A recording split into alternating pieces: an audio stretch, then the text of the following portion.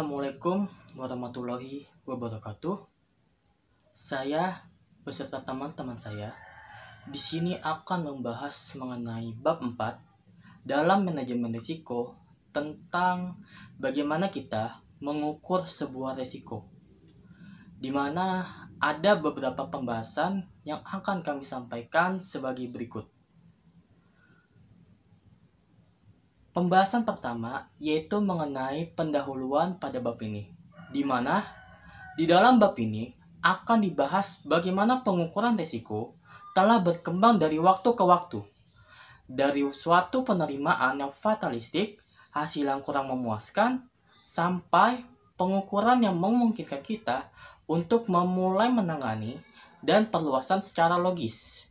Selanjutnya yaitu ada nasib dan takdir Tuhan atau Fate and Divine Providence, yang dimana resiko dan ketidakpastian merupakan bagian dari kegiatan manusia sejak mereka dilahirkan.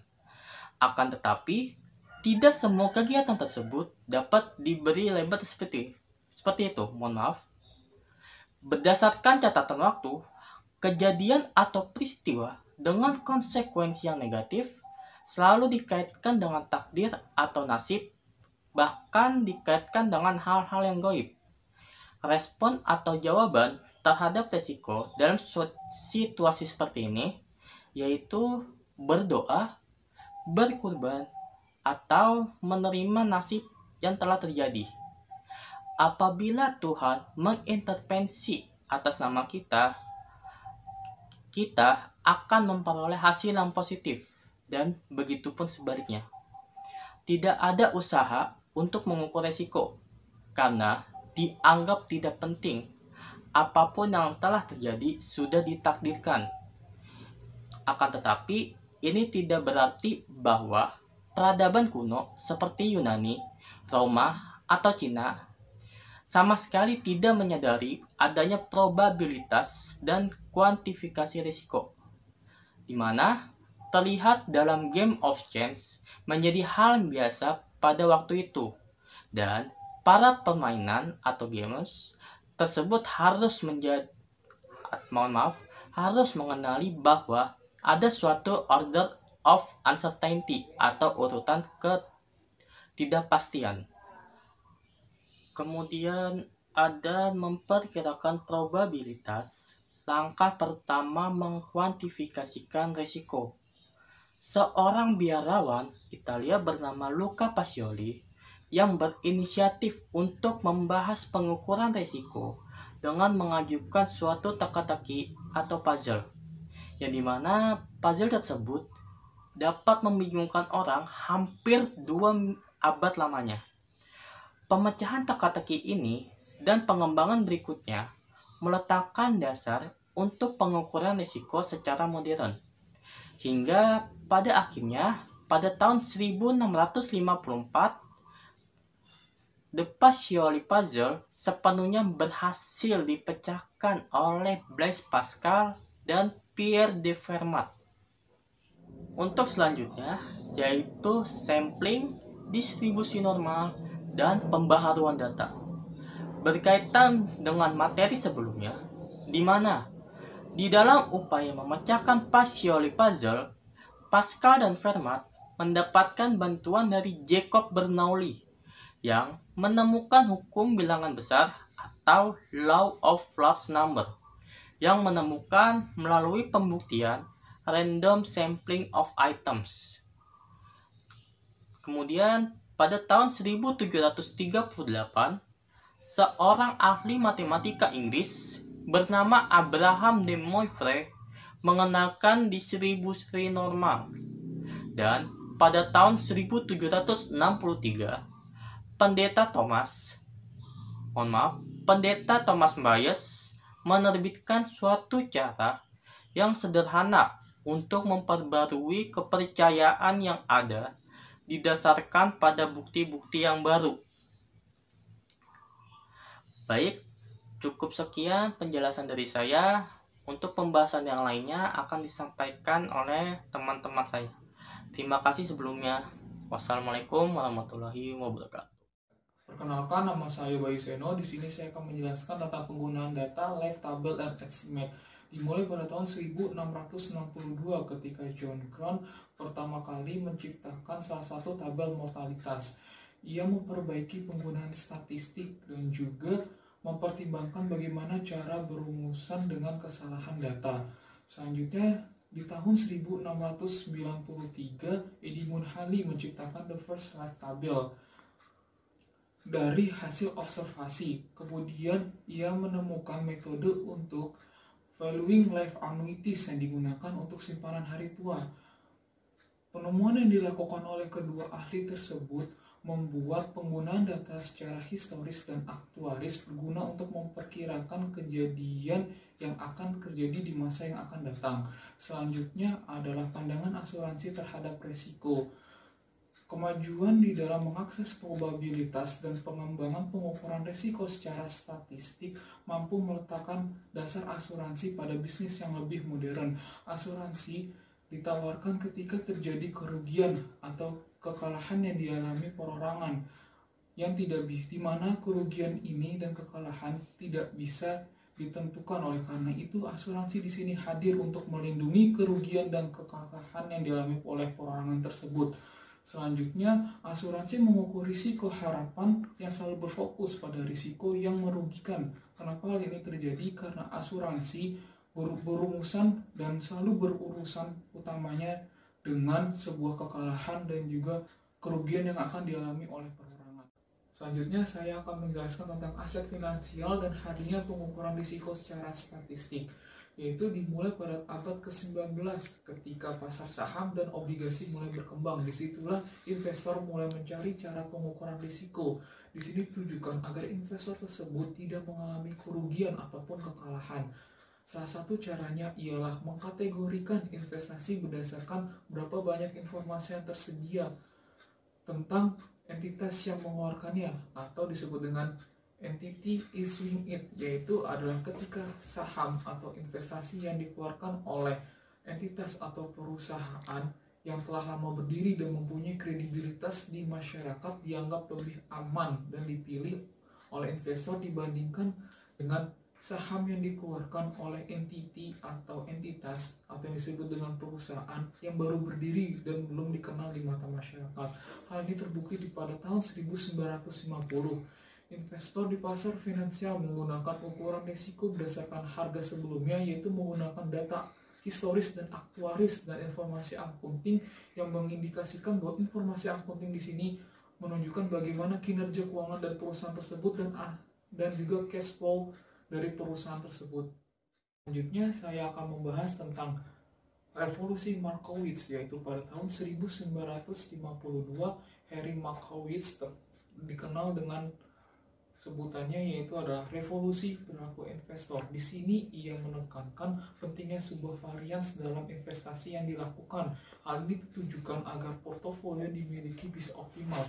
Varians di sini dimaksudkan dengan menggunakan diversifikasi saat investasi, yaitu ia mengemukakan bahwa don't put your all eggs in one basket. Maksudnya kita harus menginvestasikan, tidak berfokus hanya di satu sektor saja, namun harus menginvestasikan di berbagai banyak sektor. Hal ini ditujukan agar ketika kita terjadi sebuah kekalahan atau kerugian, kita tidak menerimanya secara besar, namun pun kita bisa mengharapkan sektor lain yang bisa menimbulkan keuntungan untuk kita. Selanjutnya adalah tentang portofolio yang efisien. Ada beberapa cara bagaimana agar portofolio yang diciptakan oleh sebuah investor tersebut menjadi portofolio yang efisien. Yang pertama adalah adanya dua parameter, yaitu tentang pengembalian diharapkan berkaitan erat dengan return atau keuntungan yang akan diharapkan oleh seorang investor, dan juga bagaimana varians. Varians di sini adalah sebuah diversifikasi dari sebuah saham yang ia investasikan terhadap beberapa sektor. Selanjutnya yang kedua itu adalah investor cenderung menghindari sebuah resiko. Menghindari sebuah resiko, hal ini tujukan agar ketika sebuah investor melakukan sebuah investasi, ia cenderung menghindari sebuah kegagalan ataupun kekalahan di dalam sebuah investasi yang ia lakukan. Yang ketiga adalah diasumsikan bahwa investor akan memilih portofolio yang menawarkan pengembalian tertinggi dengan tingkat risiko tertentu, artinya bahwa terdapat sebuah tingkat risiko atau probabilitas yang diperhitungkan oleh risiko investasi tersebut akan diperhitungkan oleh sebuah investor. Apakah probabilitas yang akan terjadi memungkinkan ia mendapatkan sebuah keuntungan ataupun tidak. Yang keempat itu adalah diasumsikan bahwa seluruh investor memiliki pengharapan yang sama, yaitu mengenai pengembalian yang diharapkan, varians dan juga covariance. Hal ini berkaitan erat bagaimana sebuah investor dapat mendapatkan sebuah keuntungan dari investasi yang dia lakukan. Hal ini berkaitan erat dengan juga varians dan juga diversifikasi investasi yang dilakukan oleh investor dengan mempertimbangkan probabilitas dan kemungkinan yang akan terjadi. Dan yang terakhir itu diasumsikan bahwa seluruh investor memiliki periode waktu investasi yang sama. Hal ini berkaitan erat juga dengan entity issuing it, yaitu adalah ketika sebuah entitas mengeluarkan informasi bagaimana saham tersebut. Ketika informasi tersebut dikeluarkan oleh entitas, maka seluruh investor akan melakukan investasi terhadap saham di entitas tersebut. Oleh karena itu, investor akan memiliki waktu yang sama, cenderung bagaimana perusahaan mengeluarkan informasi tentang saham yang akan dikeluarkan. Angka kerja the mean variance. Dengan menggunakan metode mean variance dari Markowitz, sekuritas-sekuritas yang mempunyai korelasi lebih kecil dari 1 akan menurunkan risiko portofolio. Semakin banyak sekuritas yang dimasukkan ke dalam portofolio, semakin kecil risiko portofolio. Dengan menggunakan metode Markowitz, diversifikasi ini dapat dibuktikan secara matematis. Implikasi untuk risk assessment. Argumen atau pendebatan untuk diversifikasi menjadi tak dapat dibantah. Pada umumnya, risiko suatu aset bisa diukur dengan risiko yang ditambahkan pada portofolio yang menjadi bagian dari dan khususnya sampai berapa besar ukuran menaikkan varian portofolio yang mendapatkan penambahan risiko. Parameter lain dari suatu investasi seperti potensial untuk large payoffs dan kemungkinan harga meloncat menjadi tidak relevan setelah mereka perhitungkan ke dalam perhitungan varian. Selanjutnya, mengenalkan aset tidak berisiko, the Capital Asset Pricing Model atau CAPM. Pada tahun 1964 sampai 1966, revolusi yang merupakan inisiatif dari Harry Markowitz dibawa sampai kesimpulan yang logis oleh John Lindner, Jack Trainer, dan Bill Sharpe dengan pengembangan mereka tentang the Capital Asset Pricing Model atau CAPM. Capital Asset Pricing Model atau CAPM mengasumsikan bahwa para investor adalah perencana pada suatu periode tunggal yang memiliki persepsi yang sama mengenai keadaan pasar dan mencari mean variance dari portofolio yang optimal. Capital Asset Pricing Model juga mengasumsikan bahwa pasar saham yang ideal adalah pasar saham yang besar dan para investor adalah the price takers. Tidak ada pajak maupun biaya transaksi. Semua aset dapat diperdagangkan secara umum dan para investor dapat meminjam pada jumlah yang tidak terbatas pada tingkat suku bunga tetap yang tidak berisiko atau fixed risk free rate. Selanjutnya, mean variance challenge. Kelompok pertama berargumentasi bahwa harga saham khususnya dan imbal hasil investasi pada umumnya menunjukkan banyak nilai besar-besar ditarik dari distribusi normal. Kelompok kedua mengambil isu dengan distribusi normal yang simetris. Sedangkan kelompok ketiga menyatakan bahwa distribusi yang memungkinkan harga yang meloncat atau price jump. Selanjutnya, Fatiles and Power Law Distribution. Apabila harga aset mengikuti Power Law Distribution, standar deviasi atau volatilitas berhenti untuk menjadi pengukuran risiko yang baik dan dasar untuk menghitung probabilitas atau kemungkinannya. Yang terakhir adalah distribusi tidak simetris atau asymmetric distribution. Ketika pendekatan menyimpang dari pendekatan the mean variance, dinyatakan dalam cara mereka mendefinisikan risiko. Mereka masih tetap benar sampai pada portofolio pengukuran risiko. Selanjutnya, saya akan menjelaskan tentang jump process model. Melihat realita yang ada pada saat ini bahwa harga saham mengalami fluktuasi atau mengalami loncatan yang biasa disebut dengan dujam. Beberapa orang berargumentasi untuk menggunakan distribusi proses loncatan untuk mendapatkan ukuran risiko. Menurut Press, dalam salah satu papernya, ia mencoba untuk membuat model tentang harga saham yang mengalami loncatan. Ia berargumentasi bahwa harga saham mengikuti suatu kombinasi dari distribusi harga kontinu dan distribusi Poisson, di mana harga tersebut dapat mengalami loncatan dalam interval yang tidak teratur atau yang disebut dengan irregular interval. Selanjutnya ada data power, yakni arbitrage pricing model dan multi-factor and proxy model. Dua perkembangan dalam 3 dekade ini sangatlah mengubah pola pikir kita dalam pengukuran risiko. Yang pertama, adanya akses data yang berlimpah tentang saham dan informasi pasar komoditas. Para peneliti tidak hanya bisa mendapatkan data harga dalam mingguan, harian, maupun intraday, tetapi juga dapat mendapatkan data tentang volume perdagangan. Yang kedua, meningkatnya personal maupun komputerisasi yang memungkinkan para peneliti untuk menggunakan alat ukur yang kuat atau alat statistik ya.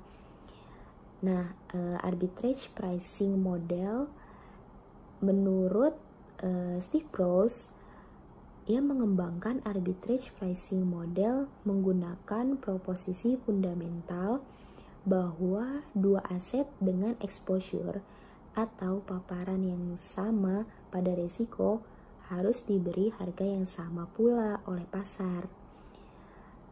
Arbitrage pricing model tidak membuat asumsi yang bersifat membatasi atau restriktif tentang fungsi utilitas investor atau distribusi pengembalian aset. Arbitrage pricing model ini sangat tergantung pada data harga historis untuk jumlah faktor beta, dan ia lebih cenderung kepada model statistik daripada model ekonomi. Selanjutnya ada multi-factor and proxy model. Pada arbitrage pricing model sebelumnya, dia kan sangat bergantung ya pada data historis. Nah, pada model multi-factor ini dia memperluas data yang digunakan. Nah, dia menggunakan data ekonomi makro dan menggunakan data spesifik perusahaan seperti kapitalisasi pasar dan rasio harga. Pada dasarnya model multi-factor dimulai dengan asumsi bahwa harga pada pasar dapat mengalami kenaikan maupun mengalami penurunan untuk alasan tertentu, dan saham yang menghasilkan imbal hasil yang lebih besar dari waktu ke waktu dapat mempunyai risiko yang lebih besar daripada saham yang memiliki imbal hasil yang rendah dalam waktu yang panjang atau periode waktu yang lama. Dengan asumsi tersebut, model ini kemudian memerlukan data eksternal yang dapat menjelaskan perbedaan imbal hasil dalam penerimaan imbal hasil lintas saham. Model multi-factor and proxy ini ternyata lebih baik daripada model konvensional asset pricing model dalam menjelaskan perbedaan imbal hasil, sebab variabel yang dipakai dalam model ini adalah variabel-variabel yang mempunyai korelasi tertinggi dengan imbal hasil. Dengan kata lain, peneliti dapat meneliti ratusan proksi yang potensial dan mereka dapat memilih salah satu yang lebih baik. Selanjutnya ada evolusi ukuran resiko. Cara kita mengukur resiko pada saat ini telah mengalami evolusi dari waktu ke waktu. Perlu dicatat ya, bahwa walaupun pengukuran resiko dengan cara yang baru itu telah berkembang pesat, tetapi cara yang lama tidak akan digantikan sepenuhnya. Jadi walaupun telah banyak penelitian akademik, pembaruan, tetapi tetap masih ada investor yang lebih senang dengan pertimbangan subjektif tentang resiko. Contohnya, masih ada investor yang berpikir bahwa saham itu sangat beresiko, tetapi obligasi tidak memiliki resiko, seperti itu misalnya. Nah, kesimpulannya, dalam mengelola resiko, hal pertama yang harus kita lakukan adalah mengukurnya. Pada bab ini, kita telah mempelajari bahwa cara mengukur resiko dari waktu ke waktu itu telah berevolusi. Yang pertama, berdasarkan catatan menurut ukuran waktu, manusia itu selalu mengaitkan peristiwa negatif dengan takdir ilahi. Maka dari itu mereka selalu melakukan usaha kecil untuk mengukur risiko tersebut secara kuantitatif. Yang kedua, munculnya pengukuran probabilitas sebagai upaya untuk mengukur risiko yang telah ditemukan oleh ahli matematika pada abad pertengahan. Yang ketiga, adanya kemajuan dalam statistik seperti sampling distribution, the law of range number, dan Bayes rule. Yang keempat, karena adanya ketidakpastian yang dihadapi oleh individu maupun pebisnis yang membuat munculnya bisnis asuransi. Perusahaan-perusahaan asuransi ini mulai menawarkan diri kepada para individu maupun pebisnis ini untuk menawarkan proteksi agar mereka terlindung dari kerugian-kerugian yang tidak mereka inginkan. Kuncinya bahwa risiko masih dipersepsikan dalam potensial downside and losses, yakni menimbulkan kekalahan dan kerugian. Dan yang terakhir, yang kelima, ada Markowitz. Markowitz telah meletakkan fondasi untuk teori portofolio yang modern dengan membuat eksplisit manfaat dari diversifikasi. Sekian dari saya. Ada kurangnya mohon maaf. Wassalamualaikum warahmatullahi wabarakatuh.